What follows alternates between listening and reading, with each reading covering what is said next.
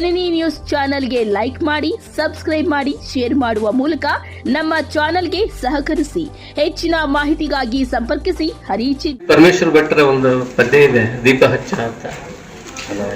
ಪ್ರೀತಿಯ ಕರೆ ಕೇಳಿ, ಆತ್ಮದ ಮೊರೆ ಕೇಳಿ, ನೀನಿಲ್ಲಿ ಬಂದು ದೀಪ ಹಚ್ಚ ಅಂತ ಶುರುವಾಗುತ್ತೆ.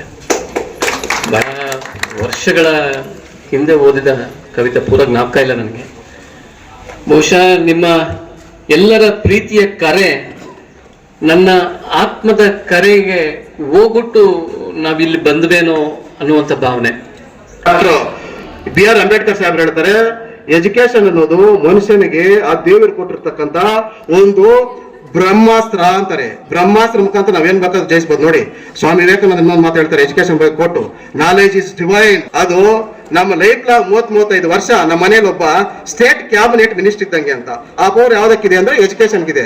ಅದನ್ನೇ ಸ್ವಾಮಿ ವಿವೇಕಾನಂದ ಟ್ರಸ್ಟ್ ಮಾಡಿ ಹೇಳ್ತಾ ಇದ್ರು, ಎಜುಕೇಶನ್ ಇಸ್ ಅ ಡಿವೈನ್ ಅಂತ. ನಾವು ಅವಾಗ ಸ್ಕೂಲ್ ಓದ್ತಾ ಇದ್ಬೇಕಾದ್ರೆ ಅದು ಎಲ್ಲ ಮಾಡ್ತಾ ಇದ್ರು, ಈ ಬಾಗ್ಲಲ್ಲಿ ಕ್ಲಾಸ್ ರೂಮ್ ಅಲ್ಲಿ ಜ್ಞಾನವೇ ದೇವರು ಅಂತ ಹೇಳ್ತಾರೆ.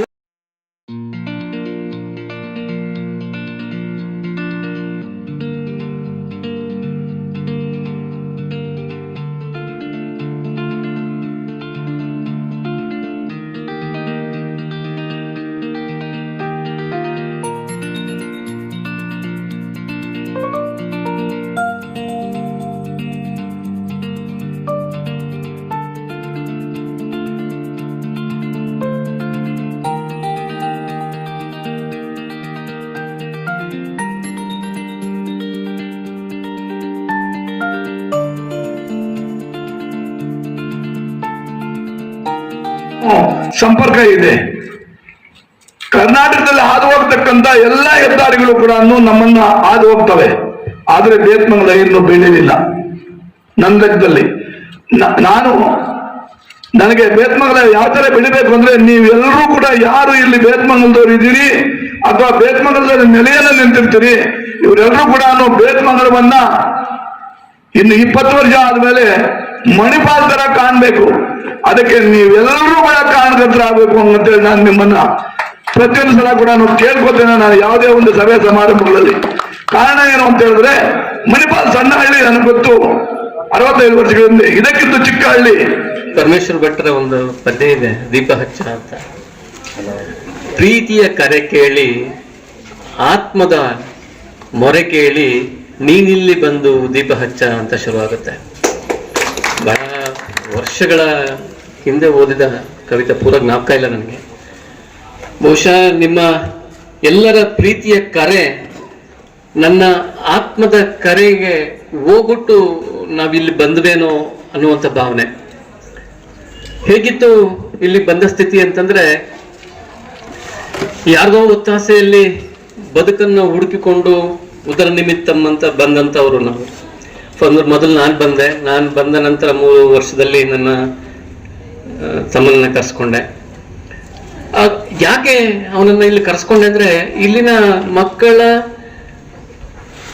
ಇಂಗ್ಲಿಷ್ ಗುಣಮಟ್ಟ ಹೇಗಿತ್ತು ಅಂದ್ರೆ ಗಾಬರಿ ಆಗಂಗಿತ್ತು. ಅರೆ, ಎಲ್ಲಾ ಸಬ್ಜೆಕ್ಟು ಚೆನ್ನಾಗಿದ್ದಾರೆ, ಆ ಸಬ್ಜೆಕ್ಟ್ ಅಲ್ಲಿ ಫೇಲ್ ಆದ್ರೆ ಫೇಲ್ ತಾನೆ. ಹಾಗಾಗಿ ಇಲ್ಲ ನೀನ್ ಇಲ್ಲೇ ಬಾ ಅಂತೇಳಿ ಅವನನ್ನ ಕರ್ಸ್ಕೊಂಡು ಶಾರದಾ ವುಮೆನ್ಸ್ ಕಾಲೇಜಲ್ಲಿ ಅವನು ಪಾರ್ಟ್ ಟೈಮ್ ಜಾಬ್ ಇತ್ತು, ಟ್ಯೂಷನ್ ಶುರು ಮಾಡಿದ್ವಿ. ನೆನಪಿದೆ ನಮ್ಗೆ, ನಾವು ಶುರು ಮಾಡಿದಾಗ ಅಂಕತಳಿಯಿಂದ ಲಕ್ಷ್ಮಮ್ಮ ಅಂತ ಒಂದೇ ಒಂದು ಹೆಣ್ಮಗಳು, ಫಸ್ಟ್ ಸ್ಟೂಡೆಂಟು ಆಕೆ, ನಮ್ಮ ಟ್ಯೂಷನ್ಗೆ ಬಂದಿದ್ದು. ಅವನು, ಅಣ್ಣ ಒಬ್ಬರೇ ಬಂದಿದ್ದಾರೆ ಅಣ್ಣ, ಪರವಾಗಿಲ್ಲ ಒಬ್ಬರೇ ಬರಲಿ, ತೊಂದರೆ ಇಲ್ಲ, ಮಾಡು, ಒಬ್ಬರಿಗೆ ಪಾಠ ಮಾಡಬಾರ್ದು ಅಂತ ಹೇಳಿದೆ.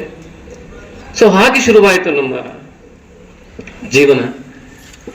ಆಮೇಲೆ ಅದು ಎಲ್ಲಿಗೆ ಬಂತು ಅಂದ್ರೆ, ತಮಗೆಲ್ಲ ಗೊತ್ತಿದೆ, ಕುಂಡ್ರಿಸ್ಕೊಳ್ಳೋಕ್ ಜಾಗ ಇಲ್ಲದಷ್ಟು ಬೃಹದಾಕಾರವಾಗಿ ಆ ಸಂಖ್ಯೆ ಬೆಳೀತು. ಇದು ಇನ್ನ ಎಲ್ಲಿಗೆ ಬೆಳೆಯುತ್ತೆ ಅನ್ನುವಂತಹ ಗಾಬರಿ ಜೊತೆಗೆ ನಿಜವಾಗ್ಲೂ ನಾವು ನಮ್ಮಲ್ಲಿ ಅರಸಿ ಬರುವಂತವರಿಗೆ ನ್ಯಾಯ ಒದಗಿಸ್ತೀವ ಅನ್ನುವಂತಹ ಒಂದು ಕಾಳಜಿ, ಜವಾಬ್ದಾರಿ ನಮ್ಮ ಮೇಲಿತ್ತು ಅನ್ನುವಂಥದ್ದು ಅಂತ. ಆದ್ರೆ ನಿಮ್ಮೆಲ್ಲರ ಹಾರೈಕೆ, ಭಗವಂತನ ದಯೆ, ಅದನ್ನ ಸಮರ್ಥವಾಗಿ ನಿಭಾಯಿಸಿದ್ವಿ ಅಂತ ನಾನು ಅನ್ನಿಸ್ಕೊಂತೇನೆ ಅನ್ನುವಂಥದ್ದು ಅಂತ. ಯಾಕೆಂದ್ರೆ ಉಪನಿಷತ್ತಲ್ಲಿ ಒಂದು ಮಾತು ಹೇಳುತ್ತೆ, ಶಿಷ್ಯಾಧಿಕ್ಯಂ ಪರಾಜಯತ್. ಒಬ್ಬ ಗುರುವಿಗೆ ನಿಜವಾಗ್ಲೂ ತನ್ನ ಅರ್ಹತೆ ಏನು, ತನ್ನ ಫಲ ಏನು, ಬಲಹೀನತೆ ಏನು ಅಂತ ಗೊತ್ತಾಗೋದು ತನ್ನ ಶಿಷ್ಯರು ತನಗಿಂತಲೂ ಅಧಿಕರಾದಾಗ ಅಂತ. ಬಹುಶಃ ಆ ವರ್ಷಗಳಲ್ಲಿ ನಾವು ಏನು ಈಗ ಆ ವೃತ್ತಿಯಿಂದ ದೂರ ಆಗಿದ್ದೇನೆ, ಪ್ರವೃತ್ತಿಯಿಂದ ದೂರ ಆಗದಿದ್ರು ಕೂಡ ವೃತ್ತಿಯಿಂದ ದೂರ ಆಗಿದ್ದೇನೆ, ಬೇರೆ ವೃತ್ತಿಯನ್ನ ಆರಿಸ್ಕೊಂಡು ಅಥವಾ ಬದುಕು ಕೊಟ್ಟಂತೆ ನಾನು ಮುಂದೆ ಹೋಗಿದ್ದೇನೆ. ಆದ್ರೆ ಇಂದಿಗೂ ನಮ್ಮ ಮೇಲೆ ಭರವಸೆ ಇಟ್ಟು ಅವ್ರಿಗೇನೋ ಕೊರತೆ ಆದಾಗ, ಅವ್ರಿಗೇನೋ ಕನ್ಫ್ಯೂಷನ್ ಅಥವಾ ಗೊಂದಲ ಆದಾಗ, ಸರ್ ಹೀಗಾಗಿದೆ ಸರ್ ಏನ್ ಮಾಡಬೇಕು ಅಂತ ಕೇಳ್ತಾರಲ್ಲ, ಆ ಕೇಳಿದಾಗ ಹೇಗಾಗುತ್ತೆ ಅಂದ್ರೆ, ಅರೆ ನಾವು ಔಟ್ಡೇಟೆಡ್ ಅಲ್ಲ, ಇನ್ನ ಅವ್ರ ಮನದಲ್ಲಿ ಹಾಗೆ ಉಳ್ಕೊಂಡಿದ್ದೀನಲ್ಲ ಅಂತ. ನಿಜವಾಗ್ಲೂ ನನ್ನ ಶಿಷ್ಯ ಪರಂಪರೆ ಅದ್ಭುತವಾಗಿ ಬೆಳೆದಿದೆ ಅಂತ ಹೇಳ್ಕೊಳಕ್ಕೆ ನನಗೆ ಹೆಮ್ಮೆ ಆಗುತ್ತೆ. ಆದ್ರೆ ಕೇವಲ ನಾವು ಉರವಲಷ್ಟೇ, ನಾವು ಕೇವಲ ಉರುವಲಾಗಿ ಕೆಲಸ ಮಾಡಿದ್ವಿ. ಆದರೆ ಉರಿದದ್ದು, ಬೆಂದದ್ದು, ಸಿದ್ಧವಾದದ್ದು ಅವರ ಪರಿಶ್ರಮ. ಅದನ್ನು ನಿನ್ನೆ ಶಫೀಕ್ ಫೋನ್ ಮಾಡಿದಾಗ, ಸರ್ ಎಷ್ಟೊತ್ತು ಬರ್ತೀರಾ, ನಿಮ್ಮನ್ನು ನೋಡ್ಬೇಕು ಅನ್ನೋ ಆಕಾಂಕ್ಷೆಯಲ್ಲಿದ್ದೀನಿ ಅಂದಾಗ, ನಿಮ್ಮಿಂದ ನಾವು ಈಗಿದ್ದೀವಿ ಸರ್. ನೋ ನಿಮ್ಮ ಪರಿಶ್ರಮ ಮುಖ್ಯ. ಪರಿಶ್ರಮ ಇಲ್ಲದೆ ಕೇವಲ ಏನು ಇನ್ಸ್ಪಿರೇಷನ್ ಇಂದನೇ ಎಲ್ಲವೂ ಸಾಧ್ಯ ಆಗೋದಿದ್ರೆ, ಇವತ್ತು ಪ್ರತಿ ಗುರುವು ತನ್ನ ಶಿಷ್ಯನಿಗೆ ಆಗ್ಬಿಡಪ್ಪ ಅಂತ ಆಶೀರ್ವಾದ ಮಾಡಿದ್ರೆ ಎಲ್ಲ ಆಗ್ಬಿಡುತ್ತೆ ಅನ್ನೋದಾದ್ರೆ ಖಂಡಿತ ಇವತ್ತು ಯಾರು ದಡ್ಡರು ಇರ್ತಾನೆ ಇರ್ಲಿಲ್ಲ, ಅಥವಾ ಯಾರು ಅವಿದ್ಯಾವಂತರು ಇರ್ತಾನೆ ಇರ್ಲಿಲ್ಲ. ಆದ್ರೆ ನಾವು ಹೇಗೆ ಮನಸ್ಥಿತಿಯನ್ನ ಬೆಳೆಸ್ಕೊಂತೀವಿ ಅನ್ನೋದು ಬಹಳ ಮುಖ್ಯ ಆಗುತ್ತೆ ಅನ್ನುವಂಥದ್ದು ಅಂತ. ಬಹುಶಃ ನಾವು ಎಲ್ಲ ಸಹೋದ್ಯೋಗಿಗಳು ಬಹಳ ಕಷ್ಟದ ದಿನಗಳನ್ನ ಕಳೆದ್ವಿ. ಕಾಲೇಜಲ್ಲಿ ಆಗಿರ್ಬಹುದು, ಅವಾಗ ನಮ್ಮ ಗ್ರಾಂಟ್ ಆಗದೆ, ಆಮೇಲೆ ಲಕ್ಷ್ಮೀನಾರಾಯಣ ಸರ್ ಅವರು ಕೂಡ ಬಹಳ ಪ್ರಯತ್ನ ಪಟ್ಟರು. ಆದ್ರೆ ನಮ್ಮ ದುರದೃಷ್ಟವೋ ಅಥವಾ ಅದೃಷ್ಟವೋ ಗೊತ್ತಿಲ್ಲ, ನಮ್ಗಿಲ್ಲಿ ಉಳ್ಕೊಳಕ್ ಅವಕಾಶ ಆಗ್ಲಿಲ್ಲ. ಅದರಂತೆ ನಾವು ಬೇರೆ ಬೇರೆ ದಾರಿಗಳನ್ನು ಹುಡ್ಕೊಂಡು ಬೇರೆ ಬೇರೆ ಕಡೆಗೆ ಹೋಗ್ಬೇಕಾಗಿ ಬಂತು. ಆದ್ರೆ ಒಂದಂತೂ ವಾಸ್ತವ, ನಿಮ್ಮೆಲ್ಲರ ಪ್ರೀತಿ ನಿಮ್ಮೆಲ್ಲರ ಮನಸ್ಸಲ್ಲಿ ನಾವು ಉಳ್ಕೊಂಡ್ವಲ್ಲ, ಅದಕ್ಕೆ ಬೆಲೆ ಕಟ್ಟಕ್ ಸಾಧ್ಯನೇ ಇಲ್ಲ. ನಾನು ಮತ್ತೆ ಹೇಳ್ತೇನೆ, ಕವಿವಾಣಿ ಹೇಳುವಂತೆ, ಆ ಕಾಲ ತಾನೊಂದಿತ್ತು ದಿವ್ಯ ತಾನಾಗಿತ್ತು, ಆ ಕಾಲ ಒಂದಿತ್ತು ದಿವ್ಯ ತಾನಾಗಿತ್ತು. ಹಾಗೆ ಆ ದಿವ್ಯವಾದ ಕಾಲವನ್ನ ಸ್ಮರಿಸೋದಿದೆಯಲ್ಲ, ಎಂದಿಗೂ ನನ್ನ ಜೀವಂತವಾಗಿಡುತ್ತೆ. ಯಾಕೆ ಅಂತಂದ್ರೆ, ಬಹುಶಃ ಅಲ್ಲಿನ ಆವತ್ತಿನ ಸ್ಥಿತಿ ಹೇಗಿತ್ತು ಅಂತಂದ್ರೆ, ಈಗ ನನ್ನ ಜೂನಿಯರ್ ಕಾಲೇಜಿನ ಬ್ಯಾಚ್ ಅವರು ಗುರುವಂದನಾ ಕಾರ್ಯಕ್ರಮ ಮಾಡಿಕೊಂಡಿರ್ತಕ್ಕಂಥ ನೋಡಿದ್ರೆ, ನಿಜವಾಗಲೂ ವಿದ್ಯೆ ಕಲಿಸಿರ್ತಕ್ಕಂಥ ಗುರುಗಳನ್ನ, ಜನ್ಮಾಂದಿರ್ತಕ್ಕಂಥ ತಂದೆ ತಾಯಿಗಳನ್ನ ನೆನೆಸ್ಕೊಂಡು ನಿಮ್ಮಲ್ಲಿ ಯಾವ ರೀತಿ ಮಾನವೀಯ ಮೌಲ್ಯಗಳು ತುಂಬಿ ತುಳ್ಕಾಡ್ತವೆ ಅಂತ ಸಂತೋಷ ಆಗುತ್ತೆ. ಈ ಮಾನವೀಯ ಮೌಲ್ಯಗಳಿದ್ರೇನೆ ಇಂತಹ ಕಾರ್ಯಕ್ರಮವನ್ನ ನಡೆಸೋಕೆ ಸಾಧ್ಯವಾಗಿರ್ತಕ್ಕಂಥದ್ದು. ಅಂತ ಮಾನವೀಯ ಗುಣಗಳನ್ನು ಬೆಳೆಸ್ಕೊಂಡು ಯಾವಾಗಲೂ 20 ವರ್ಷದ ಹಿಂದೆ ನಿಮ್ಗೆ 4 ಕಕ್ಷಾ ಕಲಿಸಿರ್ತಕ್ಕಂಥವ್ರು, 4 ಪಾಠ ಹೇಳಿರ್ತಕ್ಕಂಥವ್ರನ್ನ ಕರೆಸಿ ನೀವು ಈ ನೆನಪಿನ ಶಕ್ತಿಯನ್ನ ಜ್ಞಾಪಕ ಮಾಡಿಕೊಡೋದಕ್ಕೆ ನಿಮ್ಗೆ ನಾವು ಋಣಿಗಳಾಗಿದ್ದೀವಿ. ನಿಮ್ಮನ್ನೆಲ್ಲ ನೋಡಿದ್ರೆ ನನಗೂ ಸಂತೋಷ ಆಗುತ್ತೆ. ಪ್ರತಿಯೊಬ್ಬರು ಒಬ್ಬೊಬ್ಬರು ಒಂದೊಂದು ಡಿಪಾರ್ಟ್ಮೆಂಟ್ ಅಲ್ಲಿ ವಿದ್ಯೆಯನ್ನು ಪಡ್ಕೊಂಡು ಸೇವೆಯನ್ನು ಸಲ್ಲಿಸ್ತಾ ಇದ್ದೀರಾ. ಅಲ್ಲೂ ಅಷ್ಟೇ, ನೀವು ನಿಮ್ಮ ಮಾನವೀಯ ಮೌಲ್ಯಗಳನ್ನ ಬೆಳೆಸ್ಕೊಳ್ಳಿ. ಒಬ್ಬೊಬ್ಬರು ಈಗ ವಿದ್ಯಾಸಂಸ್ಥೆ ಆಗಿರ್ಬೋದು, ಇಲ್ಲ ಪೊಲೀಸ್ ಡಿಪಾರ್ಟ್ಮೆಂಟ್ ಇರ್ಬೋದು, ಕಂದಾಯ ಇಲಾಖೆ ಇರ್ಬೋದು, ಯಾರೇ ಬಡಬಗ್ಗರು ಬಂದರು, ಯಾರ ಅನಾಥರು ಬಂದರು, ನಿಮ್ಮ ಕೈಲಾಗಿರ್ತಕ್ಕಂಥ ಸಹಾಯನ ಅವ್ರು ಮಾಡಿ. ಯಾಕಂದ್ರೆ ಹಣ ಮಾಡ್ಬೋದು, ಅಂತಸ್ತು ಮಾಡ್ಬೋದು, ಕೀರ್ತಿ ಸಂಪಾದನೆ ಮಾಡ್ಬೋದು, ಆದ್ರೆ ನಾ ಮಾಡಿರ್ತಕ್ಕಂಥ ಸಹಾಯ, ನಾ ಮಾಡಿರ್ತಕ್ಕಂಥ ಅದು ಶಾಶ್ವತವಾಗಿ ಉಳಿಯುತ್ತೆ. ಯಾಕಂದ್ರೆ ನನ್ನ ದುರಾದೃಷ್ಟ ಏನಪ್ಪಾ ಅಂದ್ರೆ, ನನಗೆ ಎಜುಕೇಶನ್ ಡಿಪಾರ್ಟ್ಮೆಂಟ್ ಅಂದ್ರೆ ತುಂಬಾ ಇಷ್ಟ ಆಗಿರ್ತಕ್ಕಂಥದ್ದು ಡಿಪಾರ್ಟ್ಮೆಂಟ್. ನಾನು ಎಲ್ದೂರು PU ಕಾಲೇಜಲ್ಲಿ 3 ವರ್ಷ ಪ್ರಿನ್ಸಿಪಾಲ್ ಆಗಿ ಕೆಲಸ ಮಾಡಿದೆ. ಕಾಶಿಪುರದಲ್ಲಿ ಒಂದು ಹೈಸ್ಕೂಲಲ್ಲಿ ಟೀಚರ್ ಆಗಿ ಕೆಲಸ ಮಾಡಿದೆ. ಅನಂತರ ಇಲ್ಲಿ ಬಂದು ಕೆಲಸ ಮಾಡಿದೆ. ನಮ್ಮ ದುರಾದೃಷ್ಟವಶಾತು ನನಗೆ ಈ ಡಿಪಾರ್ಟ್ಮೆಂಟ್ ಅಲ್ಲಿ ಮುಂದುವರಿಸೋಕೆ ಭಗವಂತ ನನಗೆ ಅವಕಾಶ ನೀಡಲಿಲ್ಲ. ಇದಾದ ಮೇಲೆ ನಾನು 24 ವರ್ಷ ಹೆಲ್ತ್ ಡಿಪಾರ್ಟ್ಮೆಂಟ್ಗೆ ಓದ್ಬಿಟ್ಟೆ. 24 ವರ್ಷ ಏನೇನು ಈ ಜುಲೈನಲ್ಲಿ ರಿಟೈರ್ಡ್ ಆಗ್ತಾ ಇದ್ದೀನಿ. ನನ್ನ ಬೆಂಗಳೂರು ಯೂನಿವರ್ಸಿಟಿ ಕ್ಲಾಸ್ಮೇಟ್ಸ್ 47 ಜನ ಪ್ರೊಫೆಸರ್ಸ್ ಆಗಿದ್ದಾರೆ. ಇಡೀ ರಾಜ್ಯದಂತ ಯಾವ ಯೂನಿವರ್ಸಿಟಿಗೆ ಹೋದ್ರೂ ನನ್ನ ಕ್ಲಾಸ್ಮೇಟ್ಸ್ ಇದ್ದಾರೆ. ನಾವು 6 ತಿಂಗಳಿಗೆ 3 ತಿಂಗಳಿಗೆ ಒಂದ್ಸಲ ನಾವು ಸೇರ್ತೀವಿ. 48 ಜನ ಇದ್ದೀವಿ. ಅದರಲ್ಲಿ 3 ಜನ IAS ಆಫೀಸರ್ ಆಗಿದ್ದಾರೆ, ಒಂದು 2 ಪೊಲೀಸ್ ಡಿಪಾರ್ಟ್ಮೆಂಟ್ DSP ಆಗಿದ್ದಾರೆ. ಅರ್ಥ ಆಯ್ತಾ? ಅವರು ಆ ಸೇವೆ ನೋಡ್ತಾ ಇದ್ರೆ ನಾನು ಯಾಕಪ್ಪ ಈ ಫೀಲ್ಡ್ ಬಂದೆ ಅಂತ ಹೇಳಿ. ಆದರೂ ನಿಮ್ಮೆಲ್ಲರ ಸಹಕಾರದಿಂದ, ಆ ಭಗವಂತನ ಆಶೀರ್ವಾದದಿಂದ 24 ವರ್ಷ ಹೆಲ್ತ್ ಡಿಪಾರ್ಟ್ಮೆಂಟ್ ಇದ್ರೂ ನನ್ನ ಕೈಲಾಗಿರ್ತಕ್ಕಂಥ ಸಹಾಯನ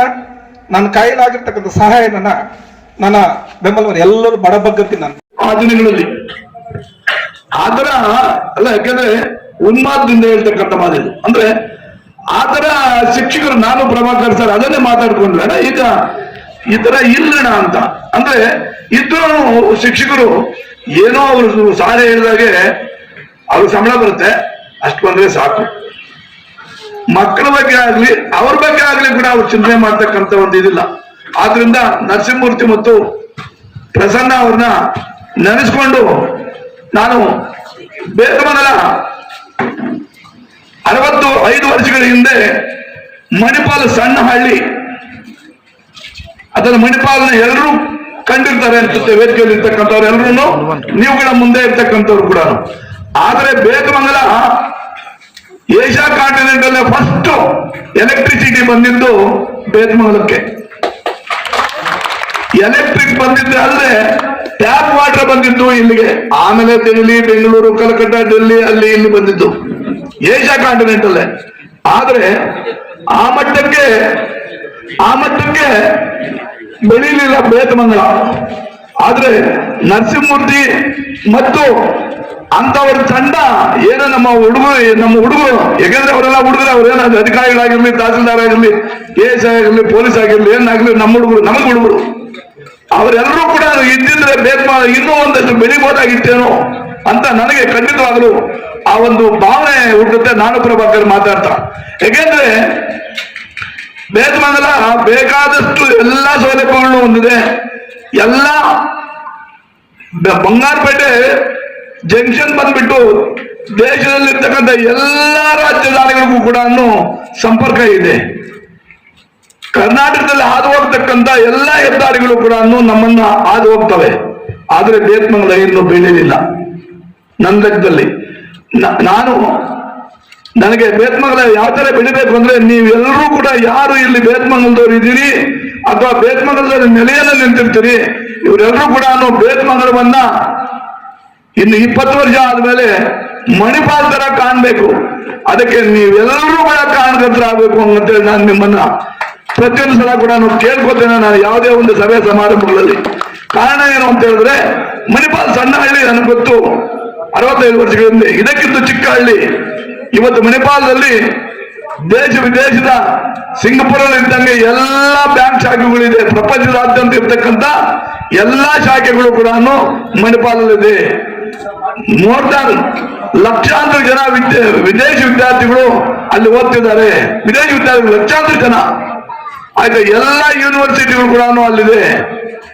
ಹಾಗೆ ಇನ್ನು 20 ವರ್ಷ ಆದಾಗ ಕನಿಷ್ಠ ಯಾಕೆಂತಂದ್ರೆ BGML, BEML ಅದಲ್ಲದೆ ಇವಾಗ ನೂರಾರು ಕಾರ್ಖಾನೆಗಳು KGF ಬರೋದಿದೆ. ಕೇವಲ 7 ಕಿಲೋಮೀಟರ್ ಬೇತಮಂಗಲ ಬೆಳೆಯೋದಕ್ಕೆ ಬೇಕಾದಷ್ಟು ಮಾರ್ಗಗಳುಂಟು. ಅದಕ್ಕೆ ಎಲ್ಲರ ಏನು ಪತ್ರಿಕಾರಂಗ ಇರ್ಬೋದು, ವಿದ್ಯಾರಂಗ ಇರ್ಬೋದು, ಸಾಮಾಜಿಕವಾಗಿರ್ತಕ್ಕಂಥವ್ರು ಇರ್ಬೋದು, ಹಣಕಾಸಿನ ಇರ್ತಕ್ಕಂಥವ್ರು ಇರ್ಬೋದು, ಎಲ್ಲರೂ ಬೇರೆ ಬೇರೆ ಬೇರೆ ಬೇರೆ ಬೇರೆ ಬೇತಮಂಗಲದಲ್ಲಿ ಬೆಳೆಸತಕ್ಕಂಥ ಗುರುತರವಾದ ಜವಾಬ್ದಾರಿಯನ್ನ ಬೇತಮಂಗಲ ಜನತೆ ಮಾಡಬೇಕು ಅಂತ ಹೇಳ್ತಾ, ಮತ್ತು ಈ ತರ ಒಳ್ಳೆಯ ಕಾರ್ಯಕ್ರಮಗಳನ್ನ ವಿದ್ಯಾರ್ಥಿಗಳಾದಂಥವ್ರು ಮುಂದಿನ ದಿನಗಳಲ್ಲೂ ಇನ್ನೂ ಚೆನ್ನಾಗಿ ಮಾಡಬೇಕು. ಆ ಒಂದು ರೀತಿಯಲ್ಲಿ ಬೇತ್ಮಂಗಲನ್ನು ಬೆಳಿಬೇಕು ಅಂತ ಹೇಳಿ ಹೆಚ್ಚಿಗೆ ಮಾತಾಡೋದ್ರ ಅವಶ್ಯಕತೆ ಇಲ್ಲ. ಯಾಕೆಂದ್ರೆ ಮಾತಾಡೋದ್ರಲ್ಲಿ ಏನು ಇಲ್ಲ, ಕೈಕರ್ಯವನ್ನ ಕೆಲಸಕಾರವನ್ನ ಮಾಡಬೇಕಾಗಿರ್ತಕ್ಕಂಥದ್ದು ನಮ್ಮ ಜವಾಬ್ದಾರಿ ಅಂತ ಹೇಳಿ ಏನು ಇವತ್ತು ಗುರು ಶಂಕರಪ್ಪ ಇರ್ಬೋದು, ರಾಮಪ್ಪ ಇರ್ಬೋದು, ಅರುಣ ಇರ್ಬೋದು ಮತ್ತು ನಮ್ಮ ಪ್ರಸನ್ನ ಇರ್ಬೋದು, ಎಲ್ಲರೂ ಕೂಡ ಇಲ್ಲಿ ಬಂದಿದ್ದಾರೆ. ಒಂದು ಸಂತೋಷದಾಯಕವಾದಂತ ಸಂಗತಿ. ಅವರೆಲ್ಲರಿಗೂ ಕೂಡ ಗುರುವಂದನೆ ಮಾಡ್ತಕ್ಕಂಥ ಒಂದು ಗುರುತರವಾದ ಜವಾಬ್ದಾರಿಯನ್ನ ನಮ್ಮ ಮುನ್ರಾಜು, ಶ್ರೀನಿವಾಸ ರೆಡ್ಡಿ ತಹಸೀಲ್ದಾರ್ ಮತ್ತು ಅನೇಕ ಅವರ ಸ್ನೇಹಿತರು ಹಮ್ಮಿಕೊಂಡು ಈ ಒಂದು ಕಾರ್ಯಕ್ರಮ ಹಮ್ಮಿಕೊಂಡು ಅವರಿಗೂ ಕೂಡ ನಾನು ವೈಯಕ್ತಿಕವಾಗಿ ಗ್ರಾಮೀಣ ವಿದ್ಯಾಸಂಸ್ಥೆ ಸಂಸ್ಥೆ ವತಿಯಿಂದ ಅನಂತ ಧನ್ಯವಾದಗಳನ್ನ ಅರ್ಪಿಸ್ತೇನೆ. ಈ ಒಂದು ಕಾಲೇಜು ಆಗಲಿ ಅಥವಾ ಹೈಸ್ಕೂಲಲ್ಲಿ ಫೀಸ್ ತಗೊಳ್ಳಲ್ಲ, PUC ಆರ್ಟ್ಸ್ ಫೀಸ್ ತಗೊಳ್ಳೋದಿಲ್ಲ. ನಾವು ಏನು ಮಾಡಿದ್ರು ಕೂಡ ಹಿಂದೆ ಏನು ಈ ಒಂದು ಸಂಸ್ಥೆಯನ್ನು ಕಟ್ಟಿದ್ರು ಬೇತ್ಮಂಗಲದಲ್ಲಿ ಅಂದ್ರೆ ಹಿಂದೆ ಅನೇಕ ಹಿರಿಯರು ಆ ಒಂದು ಜೀವನದಲ್ಲೇ ತಗೊಂಡೋಗ್ಬೇಕು ಅಂತ ಹೇಳಿ ಅದನ್ನ ಆ ರೀತಿ ತಗೊಂಡೋಗ್ತಾ ಇದ್ವಿ. ಮುಂದಿನ ದಿನಗಳಲ್ಲಿ ಎಲ್ಲ ಬೇರೆ ಬೇರೆ ಬೇರೆ ಕೂಡ ಬೇರೆ ಬೇರೆ ಇನ್ನು ಬೇತ್ಮಂಗಲದಲ್ಲಿ ಮಾಡಿ ಬೇತ್ಮಂಗಲವನ್ನು ಬೆಳೆಸಬೇಕು ಅಂತೇಳಿ ನಾನು ಅನಂತ ಧನ್ಯವಾದಗಳನ್ನು ಕೇಳ್ಕೊತೀನಿ. ಪ್ರಸನ್ನ ಅಂತ ಮಾನವೀಯರು ಯಾರಾದ್ರೂ ಇಲ್ಲಿ ಕನ್ನಡ ಉಪನ್ಯಾಸಕರೊಬ್ಬರಿದ್ರೆ ಬೇತ್ಮಂಗಲದ ಗತವೈಭವ ಅಂದ್ರೆ ಸಾವಿರಾರು ವರ್ಷಗಳಿಂದ 5,000 ವರ್ಷಗಳ ಹಿಂದೆ ಅರ್ಜುನ ಪ್ರತಿಷ್ಠೆ ಆಗಿರ್ತಕ್ಕಂಥ ವಿಜೇಂದ್ರ ಸ್ವಾಮಿ ಇರ್ಬೋದು, ಹಾಗೆ ಸಾವಿರಾರು ವರ್ಷಗಳಿಂದ ಇರ್ತಕ್ಕಂಥ ಇವರು ಮೈಸೂರು ಡೈನಾಸ್ಟಿ, ಅನೇಕ ಡೈನಾಸ್ಟಿಗಳು ಇಲ್ಲಿ ಇರ್ತಕ್ಕಂಥದ್ದು. ಅದಕ್ಕೆ ಒಂದು ಪುಸ್ತಕ ಬರೀರಿ ಅಂತ ಹೇಳಿ ನಾನು ಇವನ್ ನಮ್ಮ JJ ನಾಗರಾಜ್ ಕನ್ನಡ ಉಪನ್ಯಾಸಕರು ಮತ್ತು ಅನೇಕ ಜನಕ್ಕೆ ಹೇಳ್ತಾ ಇದ್ದೇನೆ. ಆ ತರ ಒಂದು ಇದನ್ನ ಉನ್ಮಾದದಿಂದ ಪಡೆದು ಮಾಡ್ತಕ್ಕಂಥ ಒಂದು ಕೆಲಸ ಆಗಬೇಕು ಅಂತ ಹೇಳಿ ನನ್ನ ಮಾತನ್ನು ಮುಗಿಸ್ತೇನೆ. ಜೈ ಗುರುದೇವ್. ಇದು ಇನ್ಸ್ಪಿರೇಷನ್ ಅಂತ ಹೇಳಿದ್ರು. ನಿಜ, ಪ್ರತಿಯೊಂದು ಇನ್ಸ್ಪಿರೇಷನ್ ಇದ್ದೇ ಇದೆ. ಒಬ್ಬ ಫಸ್ಟ್ ಕ್ಲಾಸ್ ಸ್ಟೂಡೆಂಟ್ ನ ರ್ಯಾಂಕ್ ಸ್ಟೂಡೆಂಟ್ ಮಾಡೋದು ದೊಡ್ಡ ವಿಚಾರ ಇಲ್ಲ. ಅದೇ ಒಬ್ಬ ದಡ್ಡ ಸ್ಟೂಡೆಂಟ್ ನ ಒಬ್ಬ ಫಸ್ಟ್ ಕ್ಲಾಸ್ ಸ್ಟೂಡೆಂಟ್ ಮಾಡಿದ್ಯಲ್ಲ, ದಟ್ ಈಸ್ ಗ್ರೇಟ್ನೆಸ್. ಈಗಾಗಲೇ ಎಲ್ಲರ ಕಡೆ ಎಲ್ಲ ಸ್ಟೇಜಲ್ಲೂ ಕೇಳಿರ್ತೀರ ಇದನ್ನ ನೀವು. ಎಲ್ಲರಿಗೂ ಕಷ್ಟ ಇತ್ತು, ಈಗ ಲೆಕ್ಕ ಕೊಡಿ. ಈಗಲೇ ಎಲ್ಲ ಊಟ ಕೊಟ್ಟು, ತಿಂಡಿ ಕೊಟ್ಟು, ಮಧ್ಯಾಹ್ನ ಊಟ ಕೊಟ್ಟು ಓದ್ತೀವಿ ಅಂದ್ರೆ ಓದಲ್ಲ ಮಕ್ಕಳು. ಓದಿದ್ರೆ ತಂದೆ ತಾಯಿ ನನ್ನ ಬೆಳಗ್ಗೆ ಕರ್ಕೊಂಡ್ ಬರ್ತಾರೆ. ಆಗ ನಮ್ಮನ್ನ ಹೊಡೆದ್ರು ಇಲ್ಲ, ಬಡ್ದು ಇಲ್ಲ. First of all Prabhakar sir ಅವರು, ನಾನು ತುಂಬಾ ದಡ್ಡ ಅಂದ್ರೆ ದಡ್ಡ ಅಂದ್ರೆ ಯಾವ ತರ ಅಂದ್ರೆ ಮಿಸ್ಯೂಸ್ ಇದೆ. ಕೈ ಸುಮ್ಮನೆ ಇರಲ್ಲ. ಕ್ಲಾಸ್ ಹತ್ರ ಕುಂತ್ಕೊಂಡ್ರೆ ಕಲ್ಲಕ್ಕೆ ಡೋರ್ಗೆ ಹಾಕೋದು, ಇಲ್ಲ ಎಲ್ಲ ಬಿಸಾಕೋದು, ಈ ತರ ಮಾಡ್ತಾ ಇದ್ದೆ. ಈ ಶುಕ್ರವಾರ ಮಾಸ್ ಬಿಟ್ಟು ಏನಕ್ಕೆ ಬರುತ್ತೆ ಅಂತ ಭಯ ಬೀಳ್ತಾ ಇದ್ದೆ ನಾನು. ನಿಲ್ಸಿ ಹೊಡೆಯೋರು ಬೆಲ್ಟಲ್ಲಿ ನೀವು ಹೊಡಿತಾ ಇದ್ರೆ 150 ಜನ 200 ಜನ ಮಾಸ್ ಬಿಟ್ಟಿಯಲ್ಲಿ ನಿಂತಿದ್ರು, ನಾನು ಕರೀತಾ ಇರ್ಲಿಲ್ಲ. ಹಂಗ ಹೊಡೆಯೋ ನಮ್ಮ ಪ್ರಭಾಕರ್ ಸರ್. ಈಗ ಯಾರಿಗಾದ್ರು ಒಬ್ಬ ಪೇರೆಂಟ್ಗೆ ನಾನು ತಪ್ಪು ಮಾಡಿಲ್ಲ ಅಂತ ಹೊಡೆದ್ರೆ ನಾಳೆ ಬೆಳಗ್ಗೆ ಹ್ಯೂಮನ್ ರೈಟ್ಸ್ ಅಂತಾನೋ ಇನ್ನೊಂದಂತಾನೋ ಕರ್ಕೊಂಡ್ ಬರ್ತಾರೆ. ನಾವು ಓದೋ ಕಾಲದಲ್ಲಿ ತುಂಬಾ ಕಷ್ಟ ಇತ್ತು. ಆ ಕಷ್ಟ, ಊಟ ತಿಂಡಿ ಎಲ್ಲ ಕಷ್ಟ ಇತ್ತು. ನಾನು ಡೈಲಿ ಬೆಳಗ್ಗೆ ಎದ್ದು ನಾನು 13ನೇ ವಯಸ್ಸಿಗೆ ಇಟ್ಕೆ ಫ್ಯಾಕ್ಟರಿಗೆ ಕೆಲಸಕ್ಕೆ ಹೋಗ್ತಾ, ಆಮೇಲೆ ಕಾಲೇಜ್ ಬರ್ತಾ ಇದ್ದೆ, ಸ್ಕೂಲ್ಗೆ ಬರ್ತಾ ಇದ್ದೆ. ಈ ತರ ಬೆಳೆದೆ. ಈಗ ನಾನು ಪೊಲೀಸ್ ಕಾನ್ಸ್ಟೇಬಲ್ ಆಗಿ 16 ವರ್ಷ ಸರ್ವಿಸ್ ಮಾಡಿದ್ದೀನಿ, ಡಿಗ್ರಿ ಕಂಪ್ಲೀಟ್ ಮಾಡ್ಕೊಂಡಿದ್ದೀನಿ. ಮತ್ತೆ ನಮ್ಮ ಆಮೋ ಸರ್ ಬಗ್ಗೆ ಹೇಳ್ಬೇಕಾದ್ರೆ ಅವ್ರು ಹೇಳೋದು, ಅವಾಗ ಬಿಲ್ಡಿಂಗೇ ಇರ್ಲಿಲ್ಲ ಓದೋದಲ್ಲಿ. ಈಗ ಒಳ್ಳೆ ಬಿಲ್ಡಿಂಗ್ ಕೊಡ್ತೀವಿ ಬನ್ನಿ ಅಂದ್ರೆ ಬರಲ್ಲ. ಗೌರ್ಮೆಂಟ್ ಸ್ಕೂಲ್ಗೆ ಬನ್ನಿ ಅಂದ್ರೆ ಒಳ್ಳೆ ಗೌರ್ಮೆಂಟ್ ಸ್ಕೂಲ್ಗೆ ಬರಲ್ಲ. ಒಳ್ಳೆ ಬಿಲ್ಡಿಂಗ್ ಕೊಡ್ತೀವಿ, ನಮ್ಗೆ ಬಿಲ್ಡಿಂಗ್ ಇಲ್ಲ. ಹಳೆ ಹಳ್ಳಿಗಳಲ್ಲಿ ಕುಂತಿರ್ತಾ ಇದ್ವಿ. ಅಲ್ಲಿಂದ ಅವ್ರು ಏನೋ ಕಷ್ಟ ತಂದು ದಿನ ಸ್ಕೂಲಲ್ಲಿ ಸೇರಿಸಿದ್ರು. ಅಪ್ಪ ಅಲ್ಲಿ ಬಿಲ್ಡಿಂಗ್ ಬಿದ್ದೋಗುತ್ತೆ, ಇನ್ನೊಂದಾಗತ್ತೆ, ತೊಂದರೆ ಆಗತ್ತೆ ಮಕ್ಕಳಿಗೆ ಅಂತ ತಗೊಂಡ್ ದಿನ ಸ್ಕೂಲಲ್ಲಿ ಸೇರಿಸಿದ್ರು. ಇಲ್ಲಿ ಒಳ್ಳೆ ಕನ್ಸ್ಟ್ರಕ್ಷನ್ ಮಾಡಿ ನಾವು ಓದಕ್ಕೆ ಕುಂತ್ಕೊಳ್ಳೋಕೆ ನೆರಳು ಮಾಡಿಕೊಟ್ಟು ಒಂದು ಜಾಗ ಕೊಟ್ಟು ಇದನ್ನ ಒಂದು ಸಂಸ್ಥೆ ಅಂತ ಮಾಡಿ ಒಂದು ರೇಂಜ್ಗೆ ಬೆಳೆಸಿದ್ರು. ಅವ್ರ ಕಡೆಯಿಂದ ಸಹಾಯ. ಈಗ ಪ್ರತಿಯೊಬ್ರು ಬೆಳಿಬೇಕಾದ್ರೆ ಒಬ್ಬರಂತ ಇಲ್ಲ, ಇಲ್ಲಿ ಸೇರಿದಂತ ನಾನು ಗುರುಗಳೆಲ್ಲರೂ, ಎಲ್ಲಾ ಗುರುಗಳು, ಎಲ್ಲ ಹಿರಿಯರು, ಈಗ ಅರಿವಣ್ಣ ಆಗ್ಬೋದು, ಇನ್ಸ್ಪಿರೇಷನ್ ಅಂತ ನಮ್ಗೆ ಸಹಪಾಠಿಗಳು ಒಬ್ರು ಹೇಳಿದ್ರು. ಇನ್ಸ್ಪಿರೇಷನ್ ಇದೆಯಲ್ಲ, ಅದು ಮೇನ್ ಇಂಪಾರ್ಟೆಂಟ್ ಅಂತ. ನಮ್ಮ ಮರಣ ಮಿಸ್ ನನಗೆ ಕ್ಲಾಸ್, ನಾನು ಹೋಗ್ತಾ ಇದ್ದೆ 2 ಕ್ಲಾಸ್ಗೆ ಕಾಲೇಜಲ್ಲಿ. ಇದೆಲ್ಲ SLC ಫೇಲ್ ಆದ ಒಂದ್ಸಲ, ಆಮೇಲೆ ಪಾಸ್ ಮಾಡ್ಕೊಂಡೆ. PCಗೆ ಹೋದೆ. PCಲ್ಲಿ ಅವಾಗ ಕಷ್ಟ ಇತ್ತು. ಹೋಗ್ತಾ 2 ಕ್ಲಾಸ್ಗೆ ಒಂದು ಅರುಣ ಮಿಸ್ ಹೊಡಿತಾರ ಅಂತನೋ, ಅರುಣ ಮಿಸ್ ನ ಮರ್ತೋಗಿದ್ದಾರೆ ಕೆಲವು ಸಹಪಾಠಿಗಳು. ಅರುಣ ಮಿಸ್ ಹೊಡಿತಾರೆ ಅಂತ ನಾನು ಕ್ಲಾಸ್ ಭಯ ಬಿದ್ದು ಹೋಗ್ತಾ ಇದ್ದೆ. ಅವ್ರು ನಾನು ಉದ್ದ ಮೇಡಮ್ ಅಷ್ಟೇ ಇದ್ರು. ಟೆಕ್ಸ್ಟ್ ಬುಕ್ ಅಲ್ಲಿ ಹೊಡೆಯೋರು. ಒಬ್ಬ ಕ್ಲಾಸ್ ಸ್ಟೂಡೆಂಟ್ಗೆ ಯಾರನ್ನ ಹೊಡೆದ್ರೆ ಖಂಡಿತ ನಾಳೆ ಬೆಳಗ್ಗೆನೆ ಕರ್ಕೊಂಡ್ ಬರ್ತಾರ ಪೇರೆಂಟ್ಸ್ ನ. ಕಂಪ್ಲೇಂಟ್ ಕೊಡ್ತೀರಾ, ಇನ್ನೊಂದು ಮಾಡ್ತೀರಾ. ನನಗೆ ನೋಟ್ ಬುಕ್ ಅಲ್ಲಿ ಹೊಡೆಯೋರು ಅವರು. ಟೆಕ್ಸ್ಟ್ ಬುಕ್ ಹಂಗೆ ತೆಗೆದು ಹಂಗೆ ಹೊಡೆಯೋರು. ಕುಂತ್ಕೋ ನಾನು ಕ್ಲಾಸ್ ಹೋಗ್ಬಾರ್ದು ಅಂತ. 2ನೇ ಕ್ಲಾಸ್ ಪ್ರಧಾನ್ ಸರ್ ಕ್ಲಾಸ್. ದಡ್ಡ ಇಡೇಟ್ ಇದೆ ಅಲ್ವಾ, ನಿಮ್ಗೆ ಸ್ಟುಪಿಡ್ ಇದೆಯಾ, ನೀನ್ ಕ್ಲಾಸ್ ಬರ್ಬೇಕು ಅಂತ. ಹಂಗೆ ಆ ತರ ದಡ್ಡ ಇದೆ. ಎಲ್ಲ ಸಹಪಾಠಿಗಳು ನಾನು ಸಹಮಿತರಿಗೆ ಎಲ್ರಿಗೂ ಗೊತ್ತಿದೆ. ಇಲ್ಲಿ ಏನಂತ ಕ್ಲಾಸ್ಗೆ ಹೋಗ್ತಾ ಇದ್ವಿ, 2ನೇ ಕ್ಲಾಸು, ಓದ್ತಾ ಇರ್ಲಿಲ್ಲ. ಹೆಂಗ ಕಷ್ಟ ಬಂದು SLC ಪಾಸ್ ಮಾಡ್ಕೊಂಡೆ. PUCಗೆ ಹೋದೆ. ಆ ಇನ್ಸ್ಪಿರೇಷನ್ ಅಂತ ಹೇಳಿದ್ರಲ್ಲ, ಅಲ್ಲಿ ನನಗೆ 2 ಗುರುಗಳು ಸಿಕ್ಕಿದ್ರು. ಯಾಕೋ ಮಾಡ್ತಿದ್ಯಾ ಸರ್, ನಾನು ಓಡೋಗೋಣ ಅಂತಿದ್ದೀನಿ, ಫೆಬ್ರವರಿ 14th 15th ಇದೇ ದಿನ ಸರ್ ನಾನು ಎಕ್ಸಾಮ್ ಬರೆಯಲ್ಲ, ಫೇಲ್ ಆಗ್ಬಿಡ್ತೀನಿ, ನೀವು ಬರೆಯೋದು ನಾನು ಓಡೋಗ್ತೀನಿ, ಎಕ್ಸಾಮ್ ಬರೆಯಲ್ಲ ಅಂತ ಹೇಳಿದೆ. ಅವಾಗ ನಾವು ಗುರುನಾಥರ್ ಒಬ್ರು ಹೇಳಿದ್ರು, ಶಿಚ ನೀನ್ ಸುಮ್ನೆ ಎಕ್ಸಾಮ್ ಬರ್ದ್ರೆ ಪಾಸ್ ಆಗ್ಬಿಡ್ತೀವೋ, ಪಾಸ್ ಆಗೋದಲ್ಲ ಇಂಪಾರ್ಟೆಂಟ್, ನಿನಗೆ ಫಸ್ಟ್ ಕ್ಲಾಸ್ ತಗೊಂಡು ಇವತ್ತಿಂದ ಟ್ರೈ ಮಾಡೋ ಅಂದ್ರು. ಬರೀ ಏಪ್ರಿಲ್ 3ನೇ ತಾರೀಕು ಇಷ್ಟೇ ಎಕ್ಸಾಮ್ ಇದೆ, ಇಷ್ಟೇ ಎಕ್ಸಾಮ್ ಏಪ್ರಿಲ್ 3ನೇ ತಾರೀಕು ಇರೋದು 33 ದಿನ ಗ್ಯಾಪ್, ನಾನು ಹೆಂಗ್ ಓದಕ್ಕಾಗುತ್ತೆ? ಆ ದಿನ ಚೇಂಜ್ ಆದೆ ನಾನು ಕೊಟ್ಟು ಅವ್ರ ಇನ್ಸ್ಪಿರೇಷನ್ ಏನ್ ಕೊಟ್ಟರು ಅಂತ ನನಗೂ ಇದುವರೆಗೂ ಗೊತ್ತಿಲ್ಲ. ಇದುವರೆಗೂ ಯೋಚನೆ ಮಾಡ್ತಾ ಇದೀನಿ, ನಿಜವಾಗ್ಲೂ ನಾವು ಮಿಸ್ ಆದವ್ರನ್ನ. ಒಂದು 2 ಲೈಬ್ರರಿ ಇತ್ತು ಅವರು ಮನೆಯಲ್ಲಿ, ಆ ಲೈಬ್ರರಿಯಲ್ಲಿ ಅವತ್ತು ಗೊತ್ತಾಗ್ಲಿಲ್ಲ ನನಗೆ, ಇವತ್ತು ಗೊತ್ತಾಗ್ತಾ ಒಂದು ಕನ್ನಡ ಲೈಬ್ರರಿ, ಒಂದು ಇಂಗ್ಲಿಷ್ ಲೈಬ್ರರಿ ಇತ್ತು. ಇನ್ನೊಂದು ಮಿಸ್ ಆಗಿದೀವಿ ನಾವು, ಪ್ರಸನ್ನ ಸರ್ ಅಂತ ಹೇಳಿದ್ರು, ಮತ್ತೆ ನಮ್ಮ ಶಂಕರಪ್ಪ ಸರ್ ಅವ್ರ ಪಾಠ ನಾನು ಕೇಳಿರೋದು ಸರ್, ನೋಟ್ಸ್ ಇಲ್ಲ ಏನಿಲ್ಲ, ಆ ಒಂದೇ ತಿಂಗಳ ಕೇಳಿರೋದು ಅವ್ರ ಪಾಠ. ಮೋಟಿವೇಟ್ ಮಾಡೋದಿದೆಯಲ್ಲ ಸ್ಟೂಡೆಂಟ್ಸ್ ನ, ಅದು ತುಂಬಾ ಇಂಪಾರ್ಟೆಂಟ್. ಮೋಟಿವೇಟ್ ಮಾಡೋದು ತುಂಬಾ ಇಂಪಾರ್ಟೆಂಟ್. ಆ ಮೋಟಿವೇಟ್ ಅವ್ರು ಮಾಡ್ತಾರೆ ವಿತೌಟ್ ಟೆಕ್ಸ್ಟ್ ಬುಕ್. ಇಷ್ಟಿನ ಟೆಕ್ಸ್ಟ್ ಬುಕ್ ನ ಮುಟ್ಟಿದೆ ಎಲ್ಲ ಮಿತ್ರ ಬೈಕೊಂತ ಇದ್ರೆ ಖಂಡಿತ ಕ್ಷಮಿಸಿ, ಎರಡೇ ಮಾತು ಮಾತಾಡ್ತೀನಿ, ಮುಗಿಸ್ತೀನಿ. ಇಷ್ಟು ವಿತೌಟ್ ಟೆಕ್ಸ್ಟ್ ಬುಕ್ ತಗೊಂಬಂದ ಬಿಸಾಕಿ, ಟೆಕ್ಸ್ಟ್ ಬುಕ್ ನ ಬಿಸಾಕಿ ಮೋಟಿವೇಟ್ ಮಾಡ್ತಾ ಇದ್ರು. ಅವ್ರು ಮಾಡೋ ರೋಮಾಂಚನ, ಅವ್ರು ತುಂಬುತ್ತಾ ಇದ್ರು. ಇವರೇ ದೊರೆಗಳೇ, ನಾವೇನೇನೋ ದೊರೆಗಳು, ಕನ್ನಡದಲ್ಲಿ ಬರ್ತಕ್ಕಂತ ವಯಸ್ಸರಾಗ್ಲಿ ಇನ್ನೊಬ್ರಾಗ್ಲಿ ಹೇಳಿದ್ರಲ್ಲ, ಅವರೆಲ್ಲ ನಾವೇ ಅಂತ ಮೋಟಿವೇಟ್ ಮಾಡೋ ತರ ನಮ್ಮ ನನ್ನ ಟ್ಯಾಲೆಂಟ್ ಅನ್ನ ಗುರುತಿಸಿ ನನ್ಗೆ ಗೈಡ್ ಮಾಡಿದಂತ ಎಲ್ಲ ಗುರುಗಳಂದವರು ಇಲ್ಲೇ ಇದ್ದಾರೆ. ಪ್ರಭಾಕರ್ ಸರ್ ಪಿಟಿಯಲ್ಲಿ ನನ್ ತುಂಬಾ ಆಟ ಆಡೋದಂದ್ರೆ ಈ ಫೀಲ್ಡ್ ಅಲ್ಲಂತೂ ಎಷ್ಟು ಬಿದ್ದು ಎದ್ದಿದ್ದೀನೋ, ಆ ಹುಡುಗನ್ಗೆ ಆ ಸಾಟಿ ಇಲ್ಲ, ಆ ತರ ಇದ್ದೆ ನಾನು. ನಮ್ ಪ್ರಭಾಕರ್ ಸರ್ಗೆ ತುಂಬಾ ಧನ್ಯವಾದ. ದೆನ್ ಕಾಲೇಜಲ್ಲಿ PUC ಕಾಲೇಜ್ ಸೇರಿದಾಗ ಈಗ ಏನು 6 ಸಬ್ಜೆಕ್ಟ್ ಓದಿದ್ವಿ ನಾವು, ಕನ್ನಡ, ಹಿಂದಿ, ಇಂಗ್ಲಿಷ್, ಸಮಾಜ, ವಿಜ್ಞಾನ, ಗಣಿತ ಅಂತ. ಬಟ್ ಕಾಲೇಜ್ ಬಂದ್ರೆ ಆ ತರ ಏನಿಲ್ಲ ನಮ್ಗೆ. ಆ ಕಾಲೇಜಲ್ಲಿ PUCಗೆ ಯಾವ 3 ಈಗೇನು ವಾಣಿಜ್ಯ ವಿಭಾಗ, ವಿಜ್ಞಾನ ವಿಭಾಗ, ದೆನ್ ಆರ್ಟ್ಸ್ ಕಲಾ ವಿಭಾಗ ಅಂತ ಏನೇನ್ ಭಾಗ ಇದೆಯೋ ಅದು ಕೂಡ ನಮ್ಗೆ ಗೊತ್ತಿಲ್ಲ. ಯಾರೋ 3ನೇ ವ್ಯಕ್ತಿ ಸೇರಿಸಿದ್ರು, ನಾವು ಸೇರ್ಕೊಂಡ್ವಿ, ಏನೋ ಫ್ಯೂಚರ್ ಅಲ್ಲಿ ಓದೋಣ ಅಂತ ಸೇರಿಸಿದರೆ ವಿನಃ ನಮ್ ತಂದೆ ತಾಯಿಗಳು ಆಸೆ ಪಟ್ಟು ನಮ್ಮ ಮಕ್ಳು ಓದಿ ಅಂತ ಕಾಲೇಜ್ಗೆ ಸೇರಿಲ್ಲ. ಸೇರಿದ್ಮೇಲೆ ನಮ್ಗಿಂತ ಒಳ್ಳೆಯ ವಾತಾವರಣ ಇರಲಿಲ್ಲ. ನಾವು ಬೆಳೆದಿದ್ದು ಬಹಳ ಸುಂದರವಾದಂತ ವಾತಾವರಣ, ಕೆರೆಯ ಅಂಚಿನಲ್ಲಿ, ಮರಗಳ ನಡುವೆ. ಆ ಒಂದು ಕಟ್ಟಡ ಹೇಗೆ ಇರ್ಲಿ, ನಾವು ನೆಲದ ಮೇಲೆ ಕೂತ್ಕೊಂಡು ಬರದಂತ ದಿನಗಳು ಇದೆ. ಅಂತಹ ಒಂದು ಸುಂದರ ವಾತಾವರಣದಲ್ಲಿ ಕಲ್ತಿದಂತ ವಿದ್ಯಾರ್ಥಿಗಳು ನಾವು ತುಂಬಾ ಪುಣ್ಯ ಮಾಡಿದೀವಿ. ಅದರಲ್ಲಿ ಒಂದೊಂದು ಸಬ್ಜೆಕ್ಟ್ ಟೀಚರ್ಗಳು ಒಂದೊಂದು ರೀತಿಯ ಒಂದು ಜ್ಞಾನವನ್ನ ಕಲಿಸ್ಕೊಡ್ತಾ ಇದ್ರು. ನಾನು ತುಂಬಾ ಬಾಯಿ ಬಡಕಿ, ಎಲ್ಲಾ ಲೆಕ್ಚರರ್ಸ್ ತುಂಬಾ ತೊಂದರೆ ಕೊಡ್ತಿದ್ದೆ, ಜಾಸ್ತಿ ಮಾತಾಡಿ ಎಲ್ಲರೂ ಫೆಡಪ್ ಆಗೋರು, ಆ ತರನೂ ಇತ್ತು. ನಮ್ಮ ಪೊಲಿಟಿಕಲ್ ಸರ್ ಅಂತೂ, ವೇದವತಿ 2 ಬಾಗ್ಲಿದೆ ಅಮ್ಮ, ಇಲ್ಲಿ ಅಟೆಂಡೆನ್ಸ್ ಹಾಕೋ, ಮಧ್ಯಾಹ್ನ ಆ ಕಡೆ ಹೋಗ್ಬಿಡಮ್ಮ, ನೀನ್ ಮಾತು ಕೇಳಕ್ಕೆ ಆಗಲ್ಲಮ್ಮ ನಾನು ಅಂತ 2 times ಹೇಳ್ಬಿಟ್ಟಿದ್ರು.